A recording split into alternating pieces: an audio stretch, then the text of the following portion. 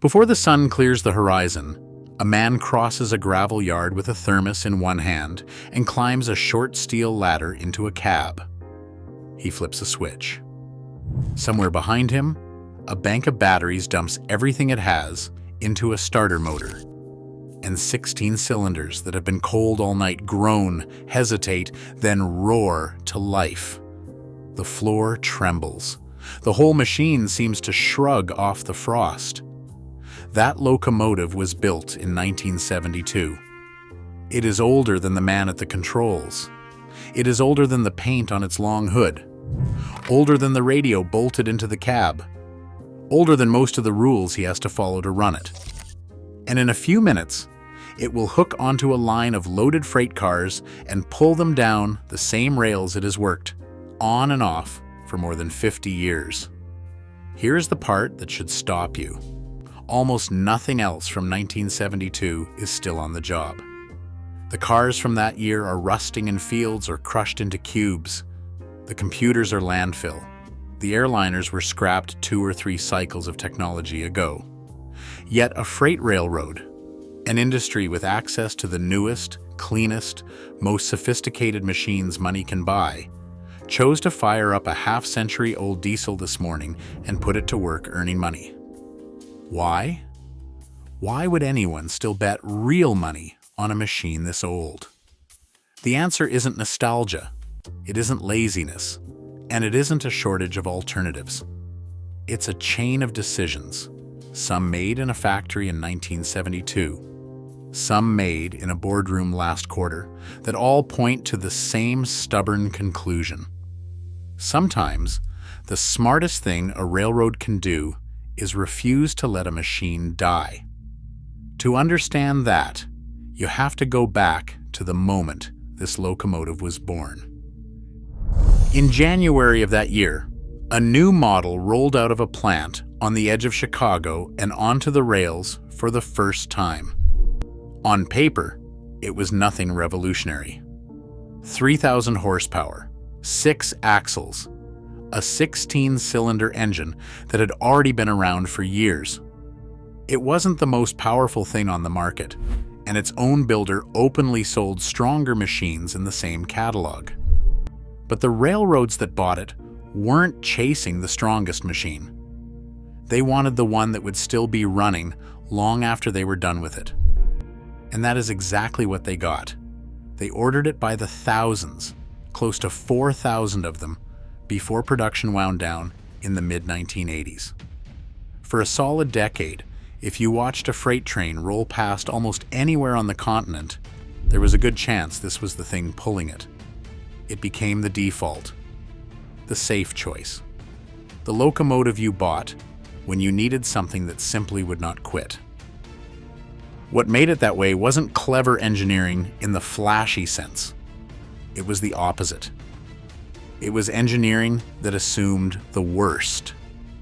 The engine at its heart was a heavy, unglamorous 2-stroke diesel, with fewer moving parts than a comparable design, and a block stout enough to soak up decades of pounding. Nothing about it was delicate. The motors that turned the wheels were rugged electrical units a shop crew could service with hand tools and a meter. The control system, cutting edge for its day, was laid out in tidy modules instead of a rat's nest of wiring, so a technician could isolate a fault and swap a part rather than chase a gremlin through the whole machine. And here is the quiet genius of it. Almost every major piece was designed to come off. The engine, the generator, the motors, the electrical cabinets, all of it could be unbolted, pulled, rebuilt, and reinstalled. The people who drew it up weren't just building a locomotive. Whether they said so or not, they were building something that could be taken apart and put back together again and again, for as long as anyone was willing to do the work.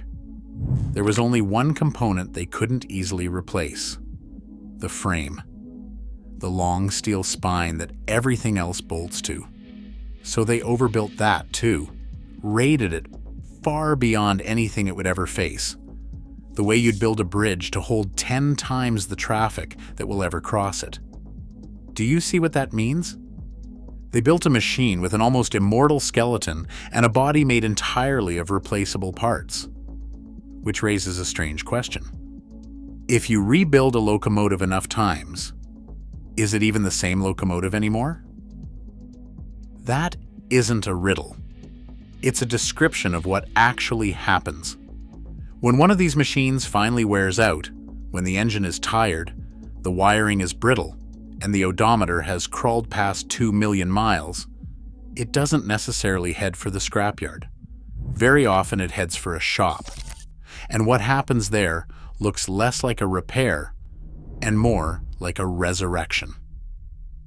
Crews strip the locomotive down to that bare steel frame. Everything comes off. The engine, the generator, the traction motors, the brakes, the fuel tank, the cooling system, the cab interior, right down to the handrails. What's left is a skeleton sitting on the shop floor, and even that gets examined inch by inch with instruments that find cracks no eye could catch. If the frame is sound, and it usually is, the rebuild begins. The engine goes to a bench where every wearing surface is measured against factory tolerances, and anything out of spec is replaced. The electrical machines are torn down, rewound where needed, and tested until they behave like new. Tired components are swapped for remanufactured ones. Then, piece by piece, the whole thing is put back together. But it doesn't just come back as its old self. This is where it gets interesting. On its way through the shop, a locomotive from the 1970s can pick up things its designers never imagined.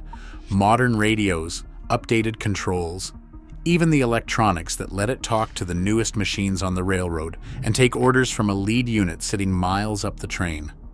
When it rolls back out, it has a rebuilt engine, overhauled electrics, fresh brakes, new paint over old steel, and a service life measured not in the years it has left, but in decades. All for a fraction of the price of buying new. And that last point is where the story quietly turns from engineering into arithmetic. Because durability alone doesn't explain survival. Plenty of well-built things get thrown out the moment something better arrives. What keeps these locomotives alive is that the math almost always favors keeping them.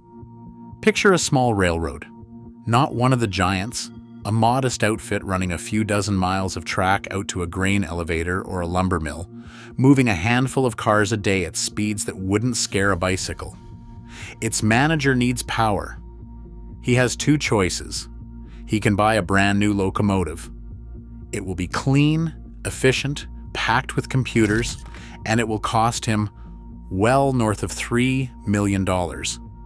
That is money a small railroad simply does not have sitting around.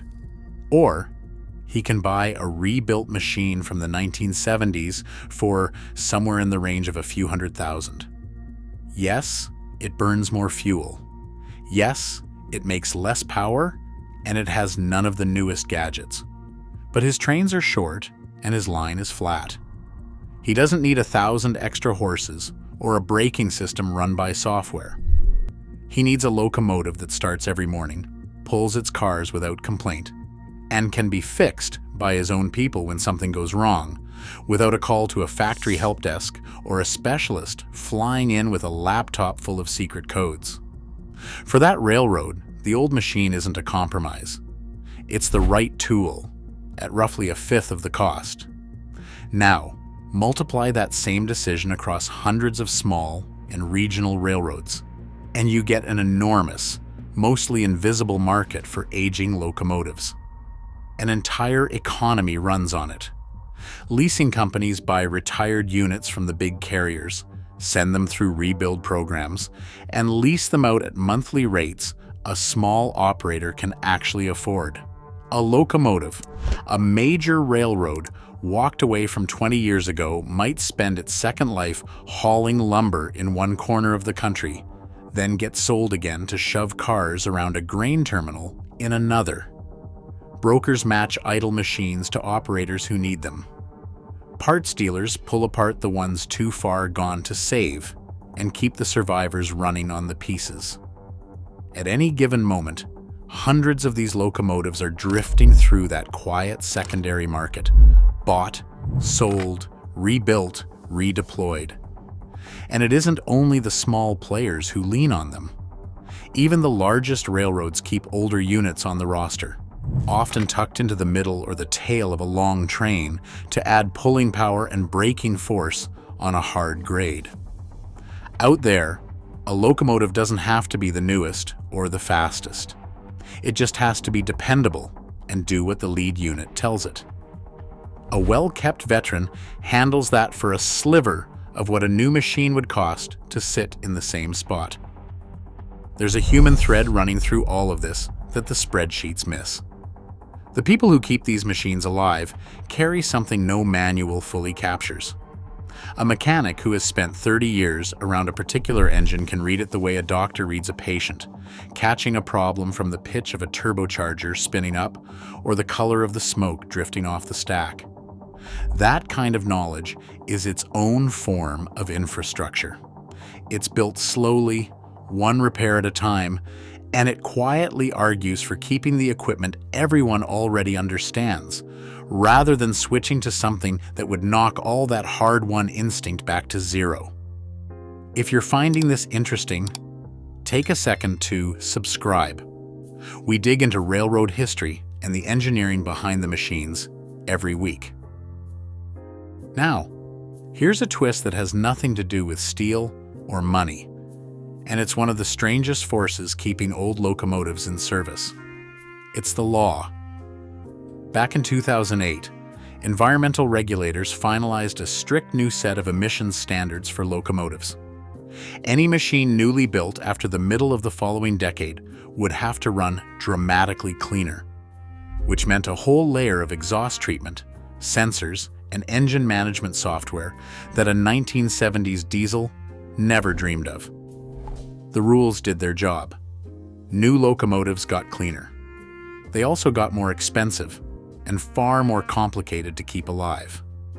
But those rules only fully bit on new machines. The thousands of older locomotives already out there were held to the looser standards of the era they were born in.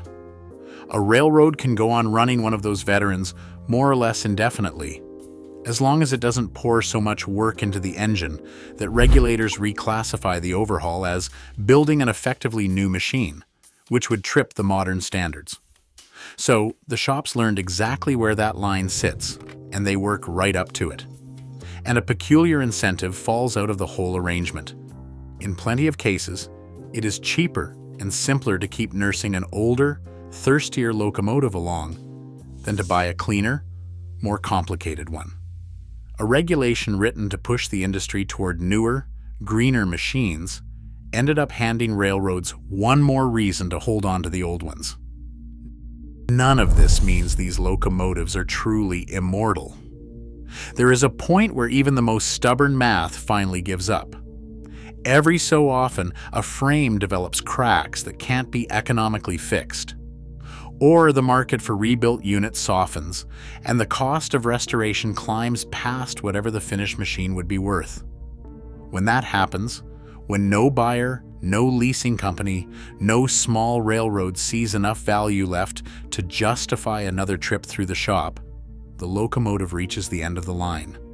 Some of them end up parked in long rows out in the dry country of the American Southwest, where the desert air holds off the rust and a machine can sit for years while its owners decide its fate.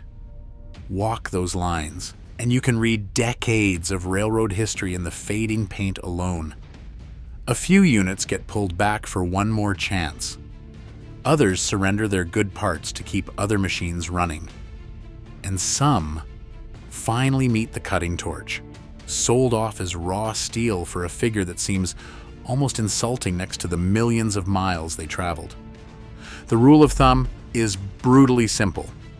If a rebuild would cost more than the machine will be worth once it's finished, the locomotive dies. If not, it gets another life. That single calculation has kept these veterans working for half a century, and every year, a few more slip to the wrong side of it and make their final trip. And yet, The future is coming. Even here, it's just arriving at railroad speed, which is to say slowly and with a great deal of caution. The big manufacturers are testing machines that would have looked like science fiction to a crew in 1972. There are battery electric locomotives now, enormous banks of cells riding inside the body of a freight machine, built to run alongside diesels, harvest energy every time the train breaks on a downgrade, and pour it back to help drag the next climb. On the right route, they can shave a real slice off a train's fuel bill, and they're already at work in heavy haul service. Others are chasing hydrogen, feeding fuel cells that turn it into electricity and leave nothing behind but water vapor. But look closely at a few of these experiments, and you'll notice something almost poetic. More than one of them is being built on the frame of an old diesel from the 1970s. The very machines this whole story is about, stripped bare and reborn one more time as a test bed for whatever comes next. Even the future, it turns out, is being assembled on the bones of the past. And none of it is ready to replace the working fleet at the scale that freight demands. The batteries can't yet carry a heavy train the hundreds of miles between crew changes. The hydrogen fueling network barely exists. And the sheer number of diesel locomotives already rolling, tens of thousands of them, means any real transition will play out over decades, not years. So, the old machines keep working. They're louder than the new units. They drink more fuel. Their cabs have none of the screens and diagnostics a modern crew takes for granted. But they start when you need them. They pull what you couple to them. And when something breaks, a person with a wrench and a few decades of experience can usually set it right without waiting on anyone. That is the whole philosophy of freight railroading, boiled down into a single machine. This is an industry that measures time in a way the rest of the world doesn't. It doesn't much care how old a thing is. It asks whether the thing still earns its keep, and it will spend real effort, year after year, to make sure the answer stays yes. So, the next time a freight train rumbles past, and you find yourself waiting at the crossing, look at the locomotive on the point. Study the shape of the cab, the paint worn thin over hard steel. Listen to the engine idling under all that weight. There's a real chance the machine in front of you was built before you were born. And a better chance still that it will be out here working long after you've driven on and forgotten you ever saw it. Not because anyone is clinging to the past, but because on a railroad, a good machine doesn't retire when it gets old. It retires when the iron itself finally says it's done, and not one day before.